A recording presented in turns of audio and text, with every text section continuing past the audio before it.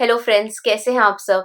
आज हम इस वीडियो में 2022 एनर्जी अपडेट देखेंगे। असेंशन फोरकास्ट, कहाँ पे हम असेंशन में इस वक्त चल रहे हैं, कलेक्टिवली किस तरह से एनर्जीज चल रहे हैं, और साथ ही मैं आप सबके साथ कुछ टिप्स भी शेयर करना चाहूंगी जो मुझे पर्सनली लगता है हम सबके लिए ये बेनिफिशियल रहेंगे।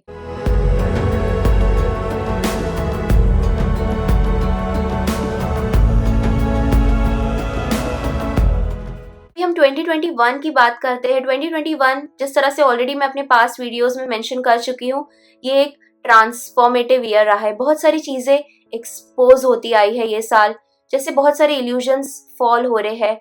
अब हम एंटर कर रहे हैं 2022 में। अब 2022 नंबर जब हम देखते हैं, इसे हम एडअप करेंगे, हम यूनिवर्सल ईयर देख रहे हैं, तो ये नंबर 6 आ रहा है। नंबर 6 होता है balance, patience, compassion, sacrifice, love, harmony. तो ये सब एनर्जीज लेकर आ रहा है नंबर 6 यूनिवर्सल ईयर। तो नंबर 6 हमें बोल रहा है कि हमें गिविंग और रिसीविंग बैलेंस मेंटेन करना जरूरी है लाइफ में। तो जो भी आपके रिलेशनशिप्स चल रहे हैं, एक जैसे रिव्यू से गुजरने वाले हैं रिलेशनशिप्स। ऑलरेडी हम वीनस रेट्रोगेट से पास हो रहे हैं। किस तरह से गिविंग और रिसीविंग बैलेंस हो रहा है रिलेशनशिप में, कितने रिलेशनशिप्स इमोशनली फुलफिलिंग चल रहे हैं आपके। तो ये सारी चीज़ों पर जैसे रिव्यू होने वाला है, चेक होने वाला है। तो इमोशनली फुलफिलिंग न्यू रिलेशनशिप्स आप बना सकते हो ये साल, या और ज़्यादा रिलेशनशिप्स को अपने स्ट्रेंथन कर सकते हो। और लव और हार्मनी के स्टेट में हार्ट बेस्ड रिलेशनशिप्स की ओर ये साल हमें लेकर जा रहा है। अब नंबर 6 है वीनस का ईयर।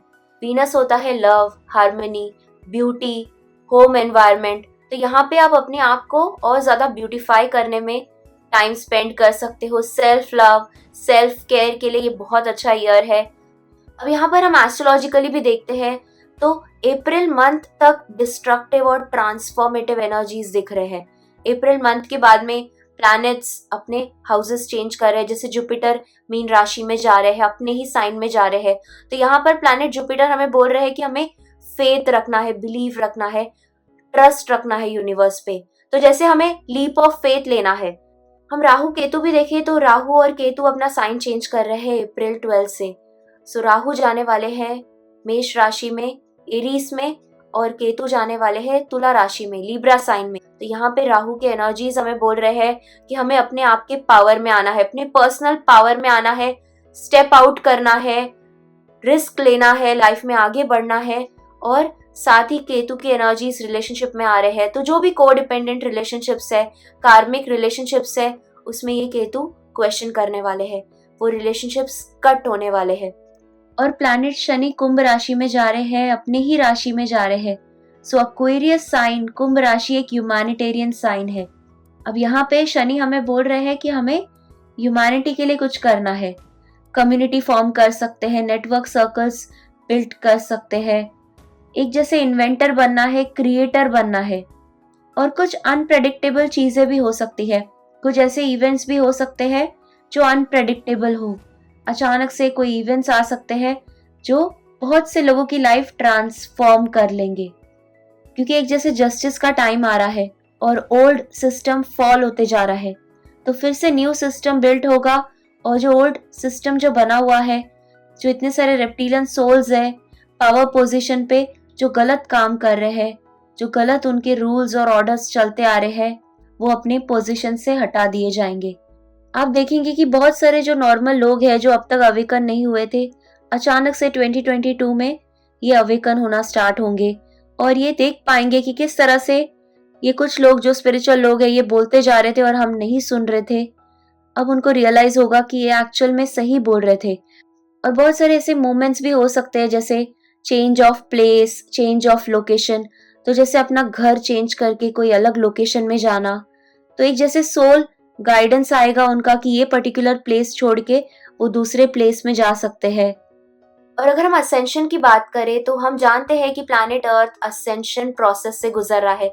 3D से 5D हम असेंड हो रहे हैं, और ये एक साइकिल जो चल रही है 2017 से लेके 22 के बीच में, ये जो साइकिल है ये अब क्लोज हो रही है। तो 22 के बाद में शायद ही हमें फिर वो फ्री विल चॉइस मिलेगा अवेकन होने का।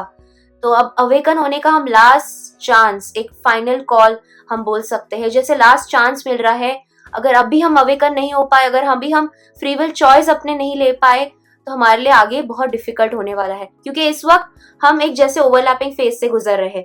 3D और 5D इस तरह से ओवरलैप हो रहे हैं टाइमलाइंस, और उसके बाद में आप देख सकोगे एक जैसे स्प्लिट हो जाएगा। आप जैसे दो अर्थ, 3D और 5D दो अर्थ देख पाओगे। जैसे बहुत सारे लोग हैं जो चॉइस नहीं ले रहे हैं 5D में जाने का, वो 3D में ही रह जाएंगे, और जो लोग चॉइस लेते जा रहे हैं, 5D को चूज करते जा रहे हैं, वो 5D टाइमलाइंस को चूज करते जाएंगे।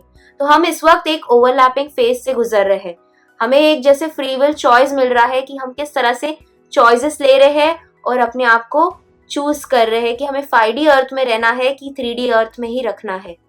सो अगर आपको लगता है कि अभी ये सारी चीज़ों से हम बाहर आ जाएंगे और 2022 में ह्यूमैनिटी सेफ रहेगी, तो ऐसा होने वाला नहीं है। अनफॉर्चुनेटली ये जो ट्रेंड चलते आ रहा है 2021 में, वही चीज़ें कंटिन्यू होगी 2022 में।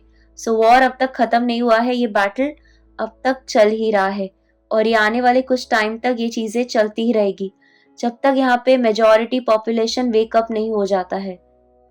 अब हमारा ये जो अवेकनिंग का प्रोसेस चल रहा है, ऐसे नहीं होता है कि एक साथ ही सबको अवेकन होना है और एक साथ ही सभी लोग अवेकन होंगे।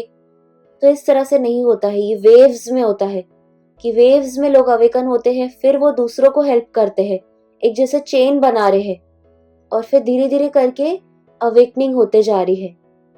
अब अगर हम ओवरऑल भी सिचुएशन देखें पूरे वर्ल्ड की, तो यहाँ पे जो चीजें चल रही है वो यूनिवर्स के लॉ के खिलाफ चल रही है।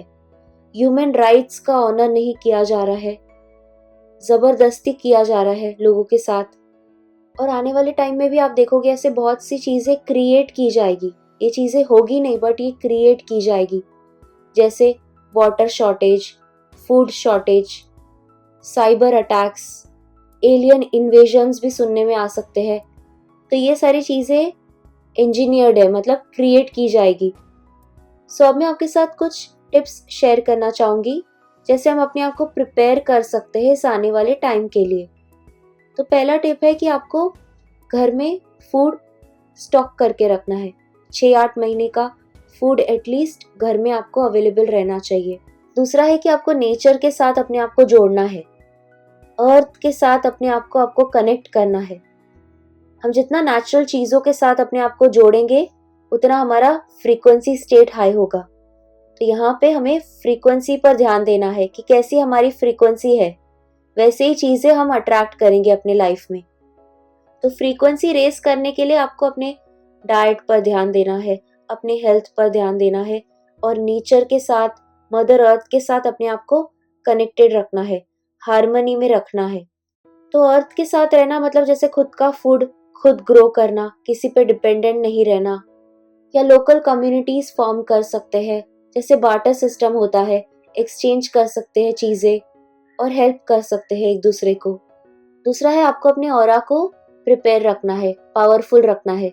हमारा जितना ऑरा पावरफुल होगा, उतना हम नेगेटिविटी को हैंडल कर सकते हैं। तो कोई भी नेगेटिविटी नहीं आ सकती है जब हमारा ऑरा स्ट्रांग है। तो जितना हो सके आपको अपने ऑरा को स्ट्रांग रखना है, और जो भी ओल्ड और कार्मिक बैगेज है उसे ट्रांसम्यूट करते जाना है। एनर्जेटिकली जो ब्लॉकेज है उसे क्लियर करते जाना है। इसलिए हम ये सब हीलिंग्स वगैरह करते हैं। हम जितना हल्का हो जाएंगे, उतना हम हायर वाइब्रेशन में जाएंगे। जितना हमारा डेंस बॉडी है, कार्बन बेस्ड बॉडी है, उतना ही लोअर वाइब्रेशन में हम ट्रैप रखते हैं। और अगर हम लोअर वाइब्रेशन में रहते हैं, तो फिर वही नेगेटिविटी अट्रैक्ट करते जाते हैं। तो इसलिए हमें ओल्ड बैगेज, कार्मिक बैगेज अपना ट्रांसम्यूट करते जाना है, क्लियर करते जाना है। और दूसरा है स्पिरिचुअल वॉरियर बनना है। स्पिरिचुअल वॉरियर वो होता है जो हर तरह से स्ट्रांग होता है, मेंटली, इमोशनली, फिजिकली, स्पिरिचुअली, हर तरह से। तो यहाँ पे हमें एक स्पिरिचुअल वॉरियर के जैसा काम करना है, अपने लाइफ की रिस्पॉन्सिबिलिटी खुद लेनी है, बाहर से किसी चीज़ के ऊपर डिपेंडेंट नहीं रहना है, खुद अपने लाइफ की रिस्पॉन्सिबिलिटी लेनी है। दूसरा है फियर। तो हमें फियर के स्टेट में नहीं जाना है। चाहे जितना भी फियर बाहर से कोई डाल रहा हो, आपको डराने की कोशिश कर रहा हो, आपको पैनिक स्टेट में लेके जाया जा रहा हो, आपको फियर नहीं करना है। हम कभी भी फियर के स्टेट में अपने आप को इवॉल्व नहीं कर सकते हैं, ग्रो नहीं कर सकते हैं।